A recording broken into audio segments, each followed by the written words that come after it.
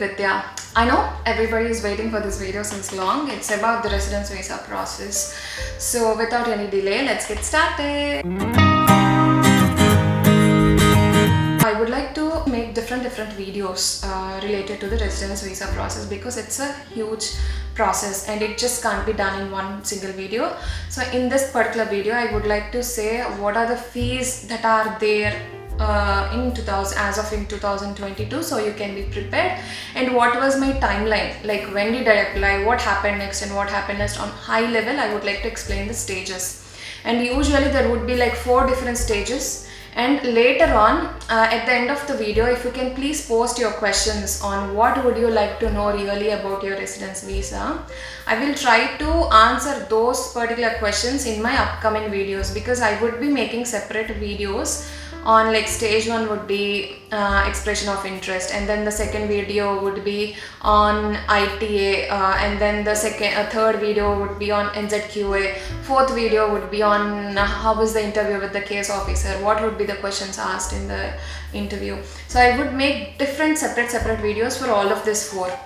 And also, I would like to say there are few friends who are kind of, who do follow my channel, who request saying that why don't you post some beautiful video on how because New Zealand is a beautiful place, everybody knows, and they ask me, why don't you post videos on how it is, how beautiful it is. I thought it's also because it's just not always about information, it's also about that fun fact that should be added. So I would make these videos alternatively. So this week I've put video related to information. Next week I would like to share video related to a beautiful place. So I want to keep it alternative so it is not so boring for most of us. So that's what I'm planning. And coming to this particular video, I'll start with the fees. And I actually started and did my residence application in 2015 and 16. And the fees has been increased since then. So I would like to say what is the current fees as of 2022. So first would be the fees for the expression of interest. Expression of interest, I think most of you would know, but if you don't know already, expression of interest is something like saying to the New Zealand immigration that I believe for so and so criteria that I will be eligible. That is something that you fill online. So you will have to anyways fill it online. So when you fill it online, you will kind of express your interest that you want to apply for a residence visa in New Zealand, and somebody would assess it and they will come back to you saying if you are really eligible to apply for a residence visa in New Zealand. If they come back to you saying that you are not eligible to apply for a residence visa, I would recommend to not go ahead, because it's waste of your money if you still go ahead, because they would send you ITA, which is called invitation to apply.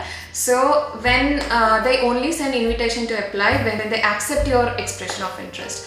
So the fees for expression of interest is 530 New Zealand dollars, which will be close to 26,000 to 27 Indian rupees. So that's the first stage. Only when the first stage is done or accepted, you will be invited to apply for the residence visa as a part of the second stage. The second is called as the ITA, and it is called invitation to apply, or the actual residence visa application, and it is now costing about 1,330 New Zealand dollars, which is like close to 75,000 Indian rupees. There is NZQA. NZQA is like, it is mandatory for everybody to get NZQA done if you are coming from India or from an Indian college. So that is actually now costing up to 450 New Zealand dollars, which is again close to 25,000 Indian rupees. And then the final stage would be the migration levy. Migration levy is something that they would charge once your residence visa is successful and it is approved.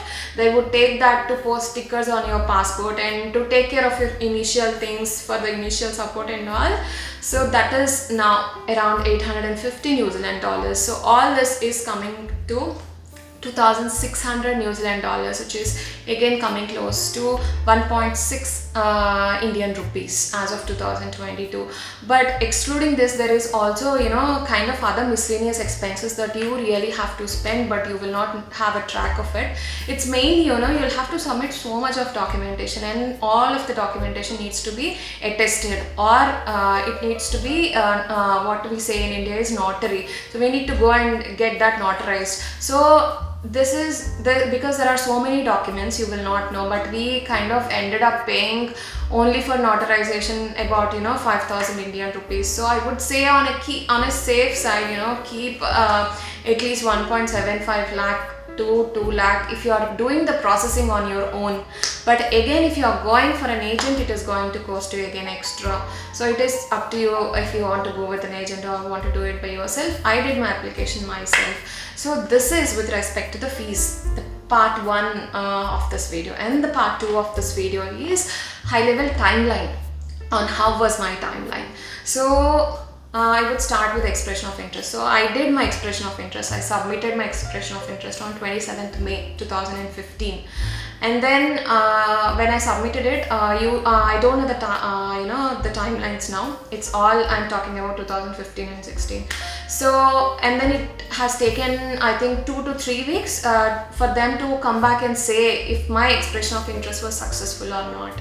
So I think they have come back to me on June 14th. So I submitted on May 27th. They have come back to me on June 14th to say they have accepted my expression of interest, and then now I can apply for my residence visa. And then they usually give you a timeline, so it's just not an ever-ending thing. So they have come back to me on June 14th. So they've given me a 4 months time, like October 14th. So I need to submit my residence application ITA by October 14th, like 4 months. So they give you 4 months of time, and then you need to submit all your complete application by then. So it has taken quite some time to get all the documents ready, because I was just making sure that I submit it once, but I make sure all the documentation is right and proper. Even if it is delayed, I want to submit my documentation like 100% done.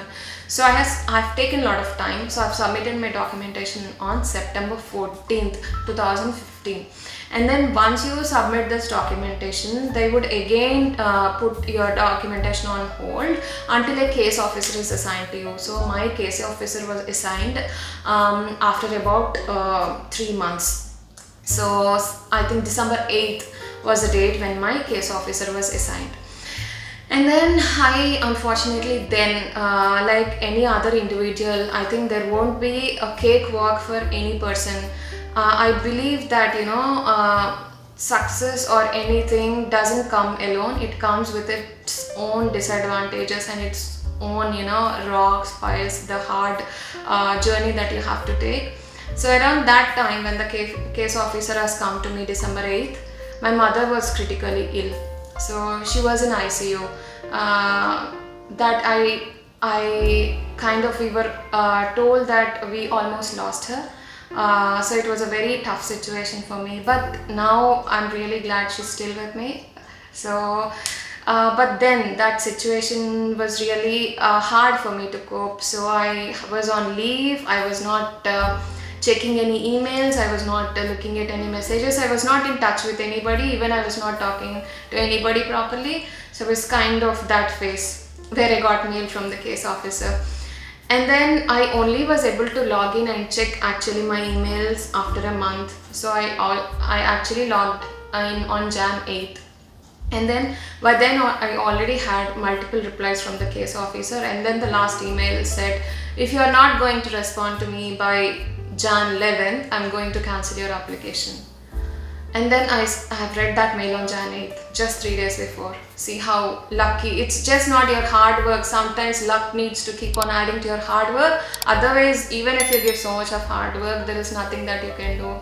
So for me, luck added at that point of time that I read that email just 3 days before. So Jan 8th was when I have read that scary email from her. And then I went back to her just on the same day explaining my situation and why couldn't I actually come back to her sooner. And then that's when I again learned that I should usually when you apply for ITA residence application, there would be points that you would be claiming. Okay, and then when we apply for the application, then the minimum cutoff point was 140 then. So we claimed, like I claimed my points and I claimed my husband's experience, my husband's studies, and also we claimed for these completely, and then it was 145 for us.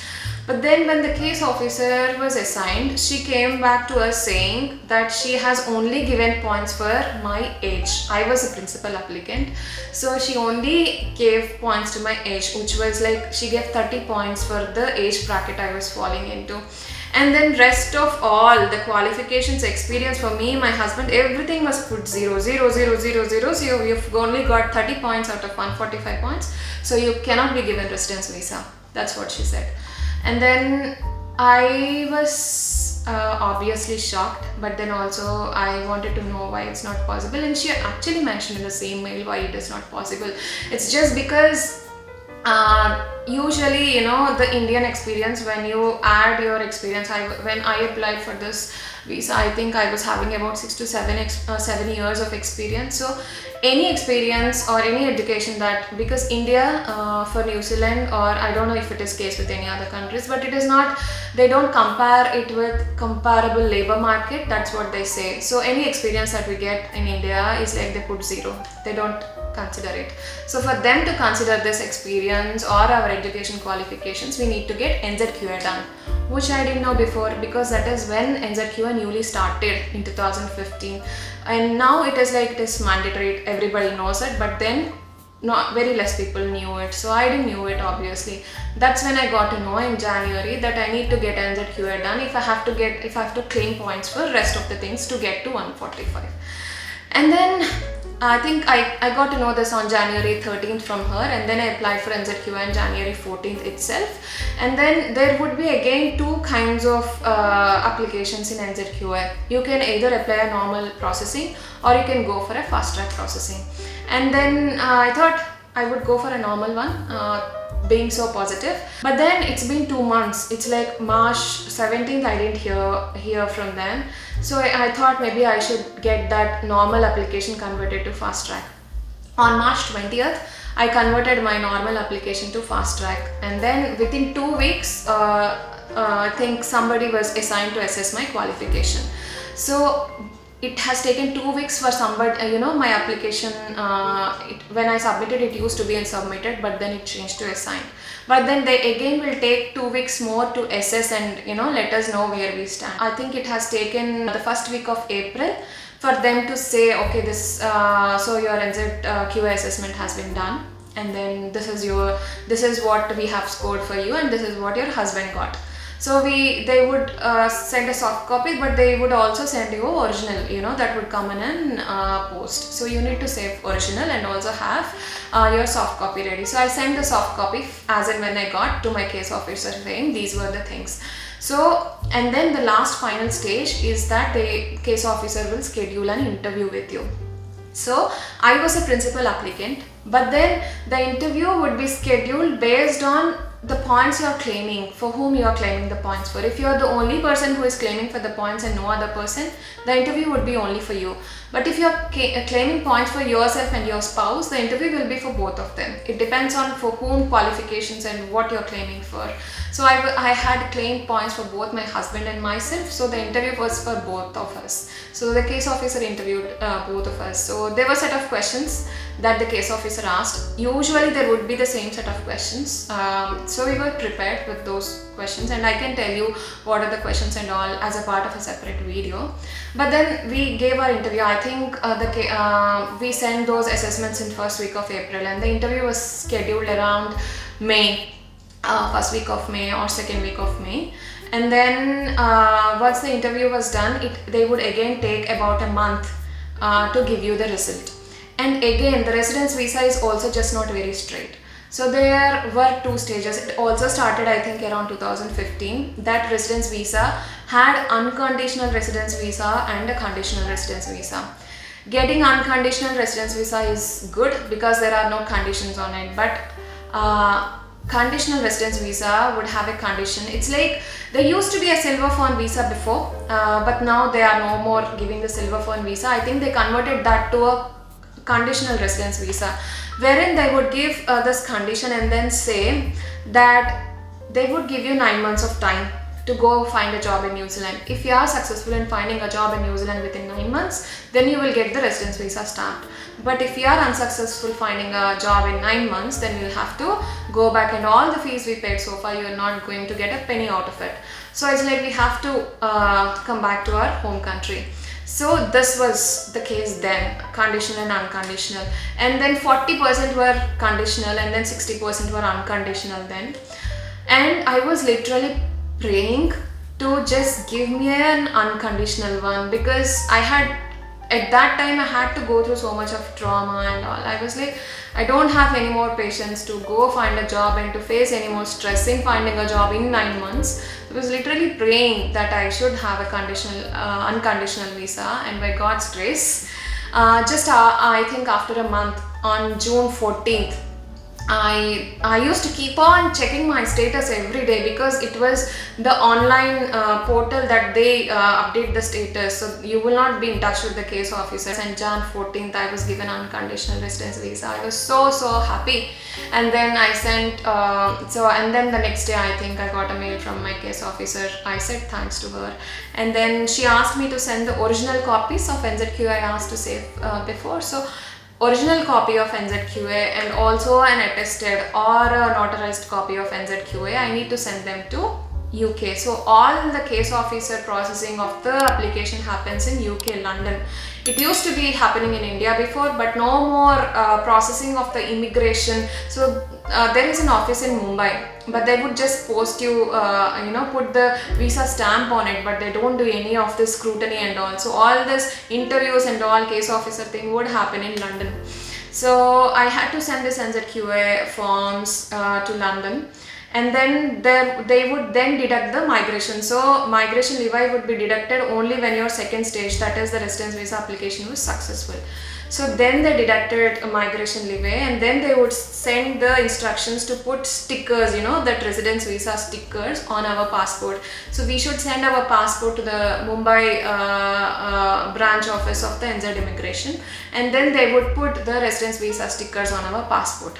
And this is also not going to be very fast. Then I think when I've seen that I cleared my interview on somewhere around June, and it has taken a month again for all this process to be completed, to put the stickers on the passport and get the passport back to us. So it has again, so I could have actually, because it has taken about, I think, 1 year and 3 months. But then the extra NZQA assessment that I had to take after a case officer was assigned should be actually done before. So it should have been done before submitting my residence application itself. Because I didn't know, I couldn't do it. But I'm telling you this, when you are submitting your ITA application, the second stage, make sure that you are also submitting including your NZQA, so that you don't waste up that 3 months of the time I had to go through. So it was I think on a high level, like 1 year it takes for sure, and it could be even more now. And as I said, I would be making different videos on the different stages. So if you please have any questions, post, comment in this particular video. So I just, not personally, because I may lose track of questions that you email me or if you kind of put on Instagram, but you please comment in this particular video. So I would refer them when I'm making my other separate videos. And also I would kind of suggest to do a bit of research. So when you ask your questions, you know exactly what you are looking for, and also when I answer the questions, you exactly understand what I am saying. So please keep your questions in the comments and let me know what information you're looking for from me. Until then, take care. Bye bye.